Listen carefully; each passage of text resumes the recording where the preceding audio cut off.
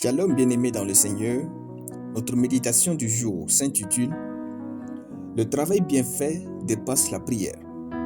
Nous tirons notre texte dans Proverbes chapitre 22, le verset 29, qui nous dit ceci. « Si tu vois un homme habile dans son ouvrage, il se tient auprès des rois, et il ne se tient pas auprès des gens obscurs. » Alléluia. Lorsqu'il s'agit de réussir sa vie, devenir quelqu'un avec Dieu, le travail compte plus que la prière, et même la prière en langue. Le dimanche dernier, le pasteur Bilan Eric disait « Dieu n'exauce pas la prière des mauvais gérants, il exauce notre capacité. » C'est-à-dire, notre capacité limite Dieu à faire pour nous des grandes choses. Raison pour laquelle nous devons travailler et bien travailler. La prière n'est pas une licence à ne pas travailler pour ses rêves. Elle fait autant partie du travail que la foi. Dieu comprend mieux le langage du travail que celui de la prière lorsqu'il s'agit d'accomplir nos rêves dans ce monde. Genèse chapitre 2, le verset 2. Le travail bien fait est le seul grand bien qu'on puisse faire à ses rêves. Dans notre texte, la première chose à remarquer est le fait qu'un homme habile est un homme qui travaille bien, un homme excellent et se fait voir tout seul. Les hommes ne vous remarquent pas dans votre domaine parce que vous travaillez de manière médiocre. Lorsqu'on travaille bien, les hommes ne peuvent pas s'empêcher de nous voir. Lorsqu'on travaille bien, on parle peu et notre travail parle beaucoup à notre place. Lorsqu'on travaille bien, même ceux qui nous détestent nous chercheront lorsqu'ils voudraient avoir un travail de qualité. Vous êtes anonyme parce que votre travail ne mérite pas l'attention du monde.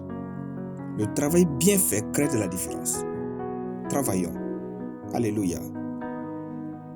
Dieu ne bénit pas les paresseux. C'est pourquoi seuls les travailleurs réussissent chez Dieu. Très peu de personnes se sont distinguées dans ce monde par la paresse. En effet, la paresse conduit à la négligence et à la procrastination. Au final, alors que la négligence détruit vos rêves et votre réputation, la procrastination reporte votre succès. Le travail est donc la plus grande chance de succès qu'un homme puisse s'accorder lorsqu'il a des rêves. Le travail ne nous fait pas seulement réussir nos rêves, mais il nous change. Il nous fait devenir la personne que nous avons rêvé être devant Dieu et devant les hommes. Rien ne peut libérer autant de potentiel d'un homme qui veut accomplir ses rêves que sa propre capacité à bien travailler. D'après notre verset, le travail bien fait nous conduit vers les rois et dans la cour des grands. Si seulement nous osons bien travailler, à chaque fois que nous travaillons, nous serons invités à la cour des grands, des présidents, des PDG et des hommes d'honneur. Le travail est la puissance qui transforme les rêves en réalité. Le bon travail force l'admiration. Alléluia. Nous allons prier. Merci Seigneur Dieu pour le pain du ciel qui nourrit mon esprit pour une vie spirituelle de distinction et une vie terrestre prospère.